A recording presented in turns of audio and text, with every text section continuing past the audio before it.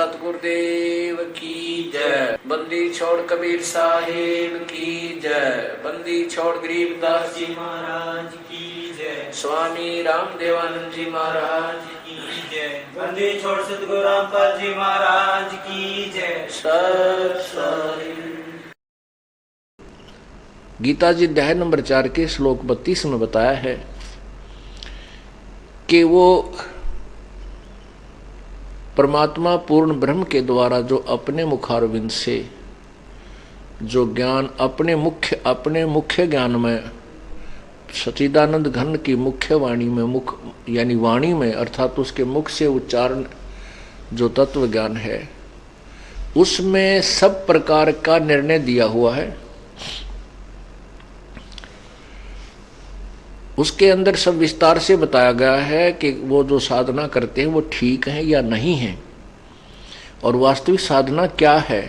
उस ज्ञान को तू गीता जी अध्याय नंबर 4 के श्लोक 34 में कहा है, उस ज्ञान उस तत्व ज्ञान को जो उस पूर्ण परमेश्वर द्वारा उच्चारित है, उस पूर्ण परमात्मा की वाणी में है, किसी तत्वदर्शी संत के पास जा, उनको दंडवत प्रणाम कर, विनम्र भाव से कपट छोड़कर सरलता पूर्वक उनसे मोक्ष मार्ग पूछ, फिर वो तत्वदर्शी संत तुझे जैसा भी कहें वैसा तू कर।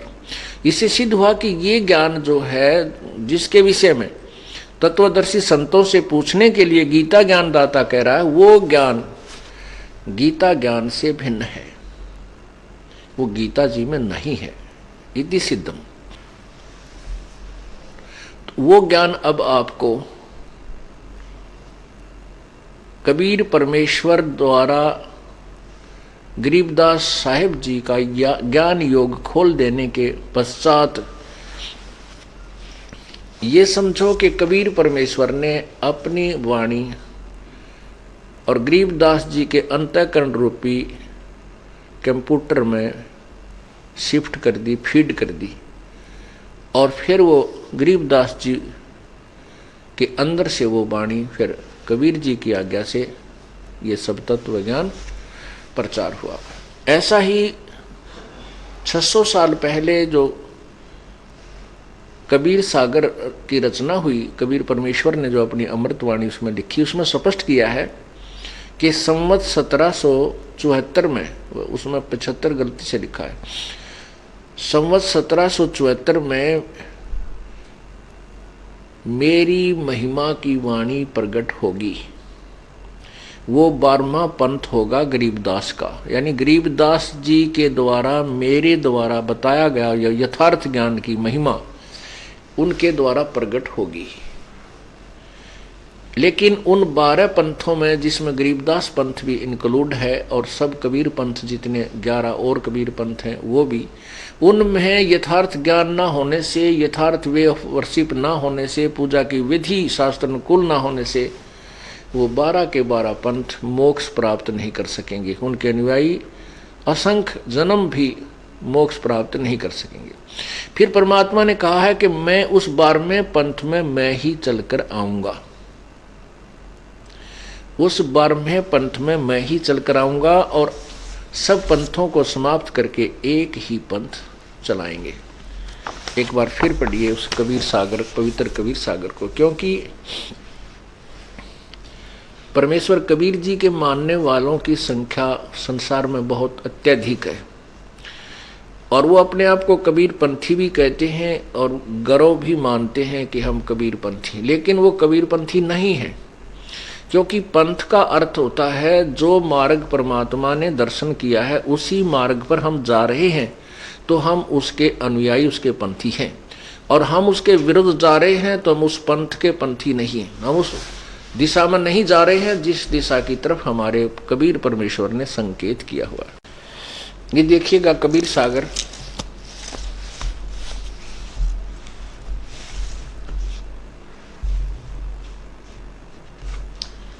खेमराज श्री कृष्ण दास प्रकाशन बंबई से प्रकाशित है,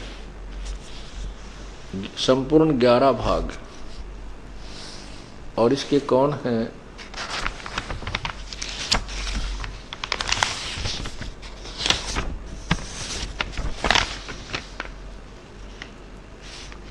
मुद्रक है, हाँ ये इसका प्रथम खंड है। ये है कबीर पंथी भारत पथिक स्वामी युगलानंद बिहारी द्वारा परिष्कृत। मुद्रक एवं प्रकाशक हैं खेमराज श्री कृष्णदास, अध्यक्ष श्री वेंकटेश्वर प्रेस, खेमराज श्री कृष्णदास मार्ग, मुंबई। इसमें अलग अलग भाग हैं। यहाँ कबीर चरित्र बोध, प्रश्न नंबर 1870, प्रश्न नंबर 1870 बोध सागर। यहाँ इसमें लिखा है 12 पंथों के विषय में जानकारी दी है।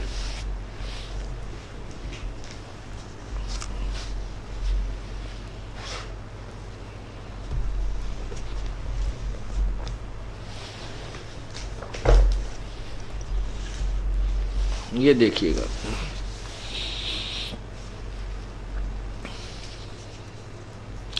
कबीर साहब के पंथों का वृत्तांत। प्रथम इन्होंने लिखा नारायण दास जी का पंथ। ये इन्होंने मिक्सिंग की है। वास्तविकता यहाँ पर यह है कि ये चूड़ामणि जी हैं जो श्री धर्मदास साहिब जी के पुत्र, सेकंड पुत्र थे।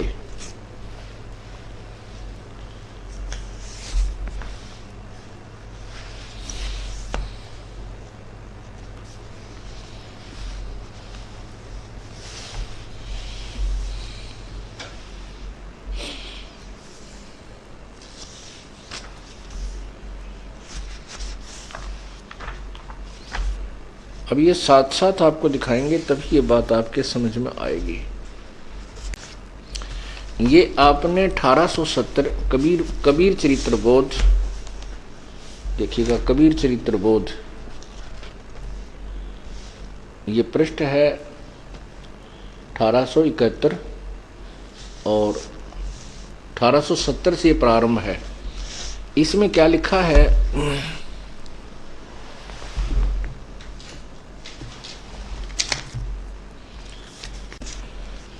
इसमें प्रथम लिखा है नारायण दास जी का पंथ, जबकि ये है चूड़ामणि जी का पंथ होना चाहिए। ये गलत लिखा इन्होंने। वैसे बाकी शेष ठीक लिखा, क्योंकि इन्होंने जो कबीर पंथी हैं ये परमात्मा को नहीं समझ सके, न इस वाणी को समझ सके। इन्होंने कुछ मिलावट की है कबीर सागर में, लेकिन वो प्रत्यक्ष स्पष्ट है, वो छुपा नहीं सके। कहते चोर चुराई तुमड़ी गाड्डा पानी में, वो गाड्डे वो ऊपर आवे, ऐसे सच्चाई छानी ना। पहले 12 पंथ आपको पढ़ाते हैं। कबीर साहिब के पंथों का वृत्तांत। नंबर 1 नारायण जी का पंथ, यागो दास जी का पंथ, यागो। तीसरा है सूरत गोपाल पंथ। चौथा है मूल निरंजन पंथ का पंथ, टकसारी पंथ, भगवान दास जी का पंथ। सातवां सतनामी पंथ, ये सतनामी भी कबीर पंथी है। फिर है कमाली पंथ, कमालिये यानी कमाल जी का पंथ।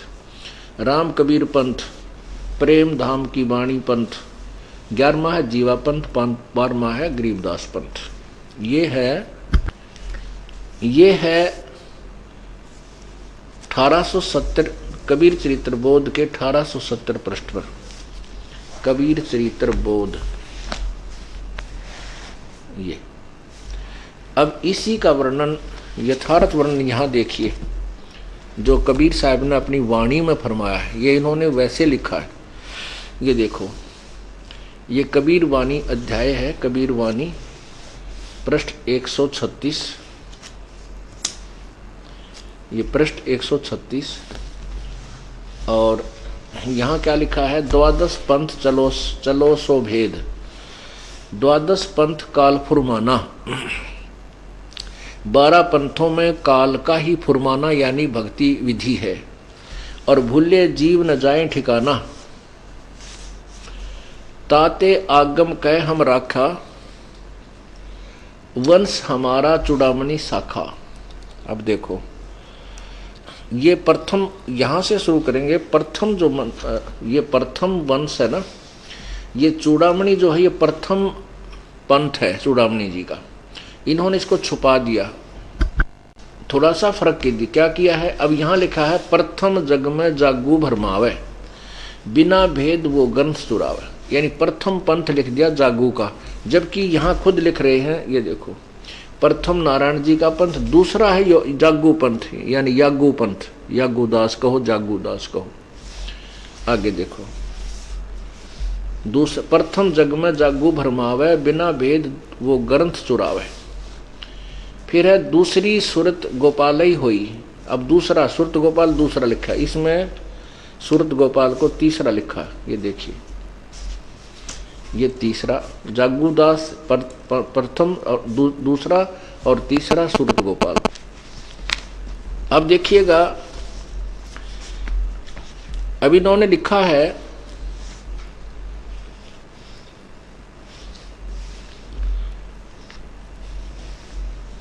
अब तीसरा, इन्होंने दूसरा सुरत गोपाल लिखा है, यहां पर सुरत गोपाल को तीसरा लिखा है, क्योंकि यहां नारायण दास यहां होना चाहिए था चूड़ामणि। चूड़ामणि जी धर्मदास जी के दूसरे पुत्र थे, जो परमात्मा कबीर जी की कृपा से उनका जन्म हुआ था, और नारायण दास तो पूर्ण रूप से विरोधी था कबीर जी का और अपने पिता धर्मदास जी का। तो यहाँ उन्होंने गलती की है, यहाँ लिखा नारायण दास, जो कि यहाँ स्पष्ट है, जो कबीर जी की वाणी में, द्वादश पंथ काल फुरमाना, भूले जीव न जाए ठिकाना, ताते आगम कह हम राखा, वंश हमारा चूड़ामणि शाखा। तो यहाँ से प्रथम होना चाहिए, चूड़ामणि जी का प्रथम पंथ होना चाहिए। इन्होंने प्रथम जागू लिख दिया, जबकि यहाँ प्रथम नारायण दास जी, दूसरा जागू लिखा है यागोदास, और तीसरा है सुरत गोपाल। इन्होंने दूसरा सुरत गोपाल ही होई, अक्सर जो जोग दृढ़ावे सोई। तीसरा मूल निरंजन वाणी, चौथा टकसार, ये सारे यही हैं, जैसे मूल निरंजन पंथ, टकसारी पंथ पांचवा, भगवान दास पंथ, सत्यनामी पंथ, ये सारे वही हैं। अच्छा, पांचवा पंथ बीज को लेखा, लोक परलोक कहें हम देखा, और छठा जो है पंथ सतनामी प्रकाशा, ये पांचवा छठा सतनामी, यहाँ पर सातवां सतनामी है। तो यहाँ ये गलती करते आ रहे हैं, यहाँ इन्होंने सिर्फ प्रथम की जगह इतनी मिलावट की है, यहाँ द्वितीय होना चाहिए था, या तृतीय होना चाहिए था, या चतुर्थ होना चाहिए था, ये पांचवा होना चाहिए था, यहाँ चौथा होना चाहिए था, यहाँ पांचवा, यहाँ छठा, ये सातवां, और सातवां आठवां होना चाहिए था, और ये नौवां कबीर राम कबीर पंथ है। आगे देखो, 10वां परम धाम की वाणी, इसमें 11वां परम धाम की वाणी है, 11वां। अच्छा, यहाँ इन्होंने 11वें का अर्थ ही नहीं दिया, 10वें के आगे 11वां लिखा ही नहीं, जबकि यहाँ 11 पूरे हो जाते, यहाँ से 12वें की बात शुरू होती है, यहाँ से ये 10वें के बाद 11वां कहीं नहीं है। फिर यहाँ 70 संवत 1775 हुई, ये गलती से लिखा है, यहाँ 75 नहीं 74 होना चाहिए, संवत 1775, क्योंकि सन 1774 में गरीबदास जी का जन्म हुआ, ये उसी की तरफ संकेत है। तादिन प्रेम प्रगट जग सोई। आगे देखो, आज्ञा रहे ब्रह्म बोध लावे, कोली चमार सबके घर खावे, और साख हमारी ले जीव समझावे, असंग जन्म ठोर नहीं पावे, 12वें पंथ प्रगट हवा बाणी। 12वां पंथ का चल रहा है विवरण कि 1775 में हमारी संवत 1774 में, वैसे 75 लिखा है, जो है मेरा प्रेम प्रगट होगा और मेरी महिमा की वाणी प्रगट होगी। आगे देखना, ध्यान से देखना इसको।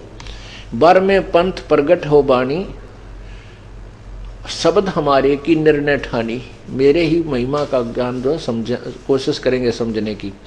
अस्थिर घर्म का स्थिर, ये अस्थिर वैसे स्थिर है, सथाई सतलोक घर का मरम न पावे, ये 12 पंथ हमी को धावे। यानी गरीबदास पंथ जो है 12वां पंथ हो गया, और ये पूर्ण परमात्मा को यथार्थ स्थान पर नहीं जा सकते, सतलोक का स्थान नहीं पाएंगे। अस्थिर घर्म का मर्म न पावे, ये 12 पंथ हमी को धावे। ये क्या लिखा परमात्मा ने, 12वें पंथ हम ही चलावें। परमेश्वर कबीर जी कहते हैं 12वें यानी गरीबदास पंथ में हम ही चलावें, सब पंथ मिट एक ही पंथ चलावें। ओए होए। अच्छा, धर्मदास को कह रहे हैं तब लग बोधो कुरी चमारा, फिर तुम बोधो राज दरबारा। यानी इन, क्योंकि अब क्या बात है, समझने की वाणी है परमात्मा की। धर्मदास जी को कह रहे हैं कि जब तक हम नहीं आए दोबारा या अपना कोई दास भेजेंगे, तो तब तक तो केवल नीचे वाली जो भोली भाली जनता है, गरीब सी जनता है जो दुखी है, उनको समझाने की चेष्टा कर, वो मान जाएंगे। या राज दरबार वाले लोग भी मान सकते हैं क्योंकि वो थोड़ी सी बुद्धि रखते हैं। इसलिए कहा कि प्रथम तब लग तुम, जब तब तक कहते हैं बर में हम ही चलावें और सब पंथ मिटा के एक चलावें, तब तक तुम बोधो कोली माने जुलाहे और नीचबार आदि यानी छोटी जाति वालों को समझाओ। वो दुखी होते हैं, वो भगवान से डरने वाले होते हैं, वो भगवान को मान सकते हैं, उनका कल्याण हो सकता है। या राज दरबार के लोग भी समझदार बुद्धिमान होते हैं, वो भी आपकी बात को महत्व दे सकते हैं। बाकी जो कॉमन जनता है वो इन नकली संतों ने, गुरुओं ने भ्रमित कर रखी है, उनको फिर आकर के दोबारा लेंगे अपनी शरण में। तब तक तो ये सार ज्ञान को अन्य को नहीं बताना, किसी को नहीं बताना, क्यों भोली जनता सार ज्ञान से संबंध कुछ रखती नहीं, उसको तो भक्ति चाहिए, भगवान चाहिए, और अपना जो कल्याण है थोड़ा वो दुख वो निवारण चाहिए, वो तुरंत ग्रहण कर लेते हैं। राजदरबारी लोग होते हैं वो अपने स्वार्थवश ही ज़्यादा ग्रहण करते हैं। तो परमात्मा ने अपनी स्थिति को अभी तक बनाए रखने के लिए अपने कुछ शक्ति युक्त भक्त संत भेजते रहे, लेकिन यथार्थ ज्ञान जनता तक नहीं पहुंच पाया। और ना ही कबीर जी चाहते थे कि अभी ये बात खुले, क्योंकि उन्होंने इस समय के लिए सब गुप्त रखा हुआ था। और साथ में ये भी महिमा परमात्मा की आज तक चलती रही कि ये नकली 12 पंथ थे, इनमें एक एक जो शुरू में आए वो तो ठीक से व्यक्ति रहे, उसके बाद फिर ये नकली संत चलते रहे। तो कबीर साहब का नाम पृथ्वी से उठा नहीं, प्रभु अपनी समर्थता बनाए रहे ताकि अब उनको समझाया और समझा जा सके। अब क्या बता रहे हैं, धर्मदास जी को बता रहे हैं कबीर बानी में, 12 पंथ हम ही चल आवे और सब पंथ मिट एक ही पंथ चलावे, तब लग बोधो कुरी चमारा, कोली कहते हैं जुलाहों को, फिर तुम बोधो राज दरबारा। कहते प्रथम चरण कलयुग निराना, तब मघर मांडो मैदाना। ये प्रथम चरण, धर्म राय से मांडो बाजी, तब दर बोधो पंडित काजी। ओहो, 52 वीर कबीर कहाऊं, भव सागर से जीव मुक्ताऊं। अब यहाँ इसको समझिएगा। अब हमने आगे अब आपको दिखाते हैं, ये आगे फिर देखो। एक तो ये बात ध्यान रखिए कि प्रथम चरण कलयुग निराना, तब मघर मांडो मैदाना। ये प्रथम चरण में परमात्मा का बनारस में आए थे और मघर में शरीर चले गए थे। ये प्रथम चरण था। आगे देखो, धर्मदास मोरी लाख दोहाई, मूल शब्द बाहर नहीं जाई। सार शब्द, मूल शब्द माने मुख्य ज्ञान, मुख्य नाम। आगे ले, पवित्र ज्ञान तुम जग में भाखो, मूल ज्ञान गोई तुम राखो। अब मूल ज्ञान लिखा, ये तत्व ज्ञान भी अभी तक गुप्त, गोई माने गुप्त रखना, और सार शब्द भी गुप्त रखना। मूल शब्द माने सार शब्द, मूल ज्ञान माने तत्व ज्ञान।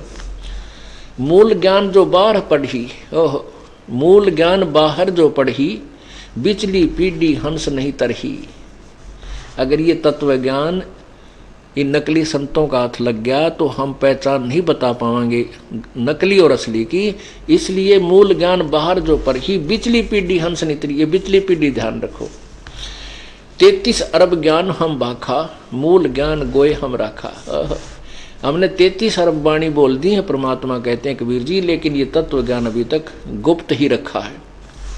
मूल ज्ञान तुम तब लग छुपाई, जब लग 12 पंथ मिट जाई। ओहो, कहते हैं इस तत्व ज्ञान को तब तक प्रकट नहीं होने देना है जब तक ये 12 पंथ ना मिट जाए। अब ये सारे पंथ मिट लिए, क्योंकि तत्व ज्ञान हमारे पास है, उन संतों के द्वारा दिया गया ज्ञान भी हमारे पास है जो बिल्कुल व्यर्थ और यूजलेस है। उनके द्वारा दिए गए भक्ति मंत्र भी कबीर परमेश्वर के यथार्थ भक्ति मंत्र से नहीं मिलते हैं। अब ये सभी समाप्त हो जाएंगे। अब ये तो परमात्मा ने कहा मूल ज्ञान बाहर जो पढ़ी तो बिचली पीढ़ी हंस नहीं तरही। अब सार शब्द जो मंत्र जो भक्ति विधि का जो उपासना है उसके विषय में बताया है, वो ध्यान से सुनिए।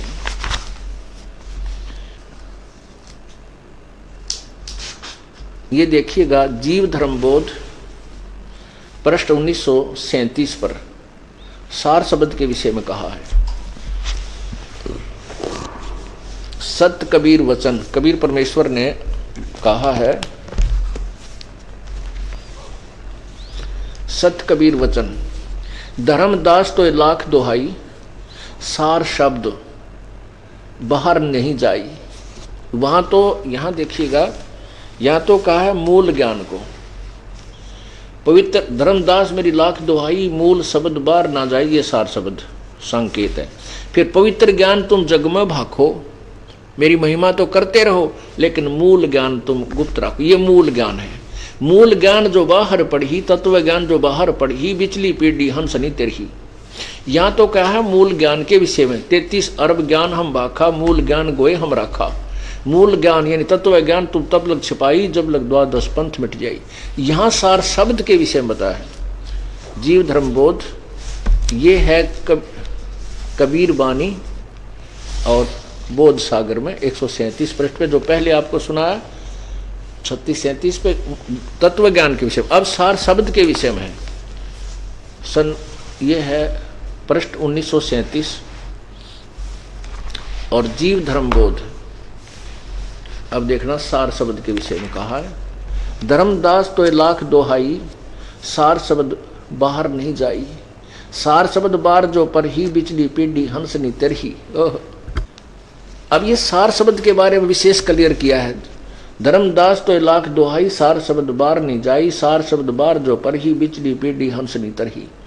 युगन युगन तुम सेवा केनी, ता पीछे हम यहाँ पग दीनी। कोटिन जन्म भक्ति जब कीना, सार शब्द तब ही चीना।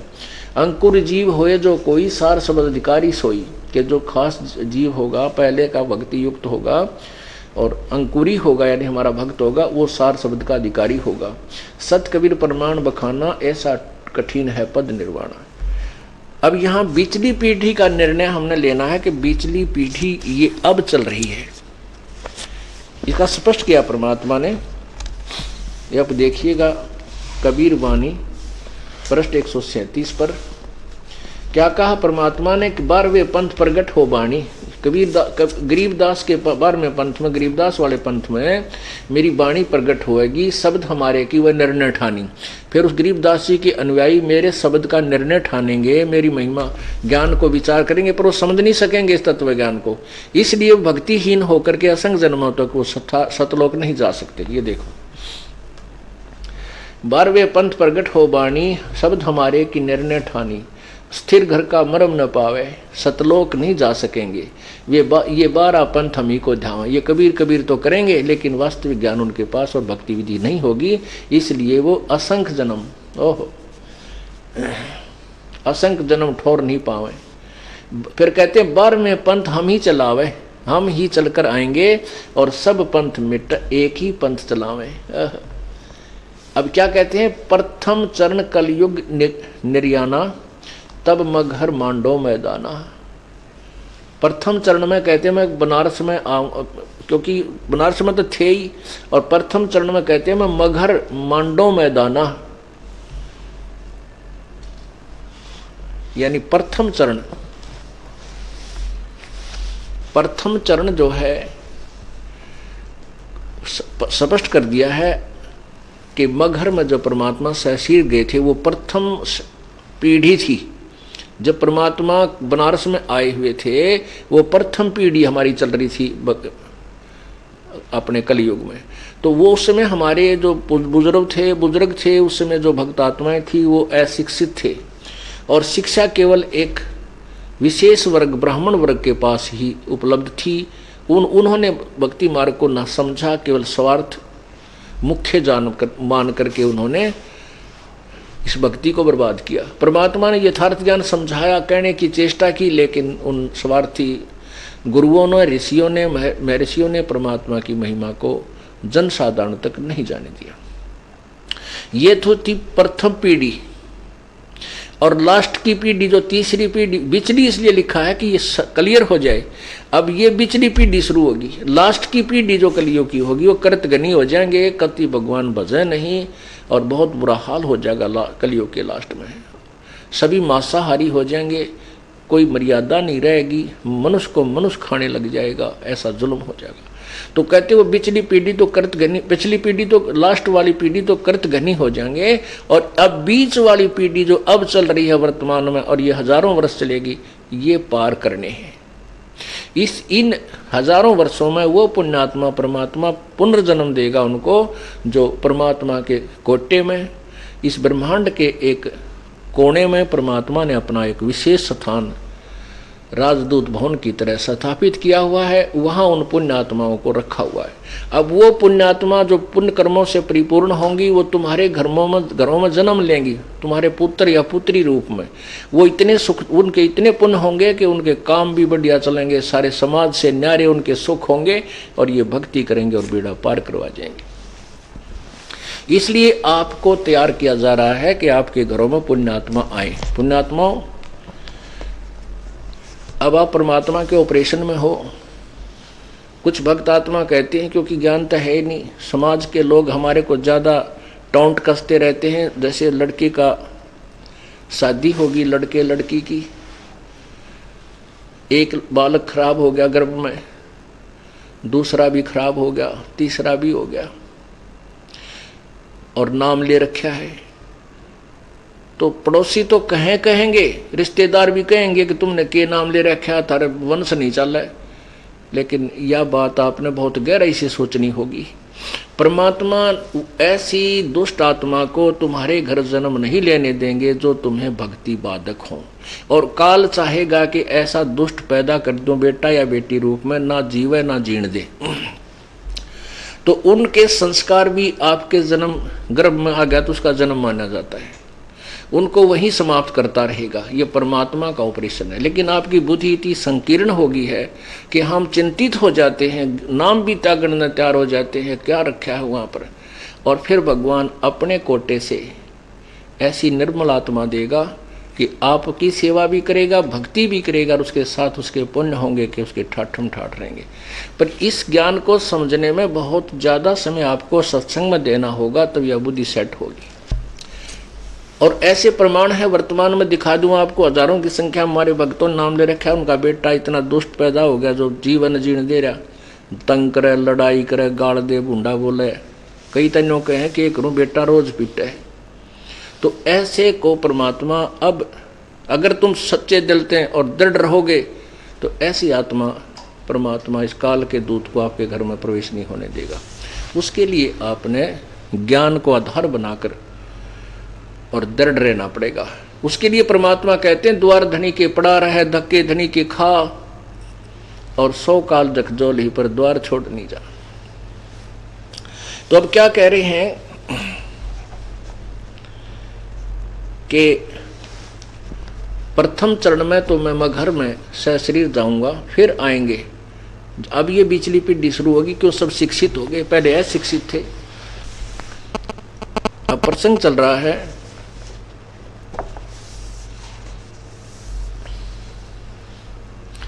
कि गीता जी में कहा है कि उस पूर्ण परमात्मा की महिमा तत्वदर्शी संत बताते हैं, और उस तत्व ज्ञान में परमात्मा के द्वारा, प्रभु के द्वारा अपने मुख्य ज्ञान में, अपनी वाणी में जो अपनी ही महिमा आप ही बताई है, उसके अंदर ये सभी क्रियाएं भगवान की भक्ति कैसी होनी चाहिए और कैसी नहीं होनी चाहिए, जो व्यर्थ है, उसका उस तत्व ज्ञान के अंदर विस्तृत वर्णन है।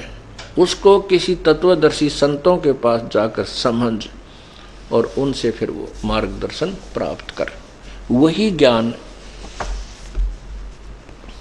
जो गरीबदास जी महाराज के माध्यम से परमात्मा ने अपने अपनी वाणी को प्रकट करवाया है कि संवत 1774 सोई 75 सोई तागड़ प्रेम प्रगटै सोई। तो उसमें लिखा कि मेरी वहां वाणी प्रकट होगी, मेरी महिमा की वाणी प्रकट होगी, लेकिन उसके अनुयायी गरीबदास पंथ के 12वें पंथ के अनुयायी भी मेरी महिमा से अपरिचित रहेंगे, क्योंकि वो समझ नहीं सकेंगे। इसलिए नहीं समझ सकेंगे क्योंकि उनको तत्वदर्शी संत नहीं मिले। गरीबदास जी तत्वदर्शी संत थे, बंदी छोड़ थे। उनको परमात्मा ने बिल्कुल सख्त हिदायत दे दी थी, निर्देश दे दिया था कि सार नाम किसी को नहीं देना है और ये तत्व ज्ञान भी नहीं बताना है। हाँ, मेरी महिमा और आपकी मेरी महिमा का गुणगान कर, मैं तेरे साथ हूँ, शक्ति परमात्मा ने दी। गरीबदास जी ने बहुत चमत्कार दिखाए ताकि परमात्मा ये सिद्ध हो सके कि गरीबदास जी कबीर जी के उपासक थे और उन्होंने भी वो अनहोनी करके दिखाई जो जनसाधारण नहीं कर सकता। ईश्वरीय शक्ति युक्त थे। उसके कारण क्या हुआ कि परमात्मा की महिमा की वाणी अभी तक हमारे पास सुरक्षित रही, क्योंकि उनके अनुयायी इसको पढ़ते रहे। इसके पढ़ने से थोड़ा बहुत लाभ होता रहा ज्ञान यज्ञ का, बाकी उनके पास भक्ति नहीं है। तो अभी तक वो चलती आ रही थी, इसलिए हमें ये ज्ञान यों का तो सुरक्षित मिल गया। बोलो सतगुरुदेव सत साहिब।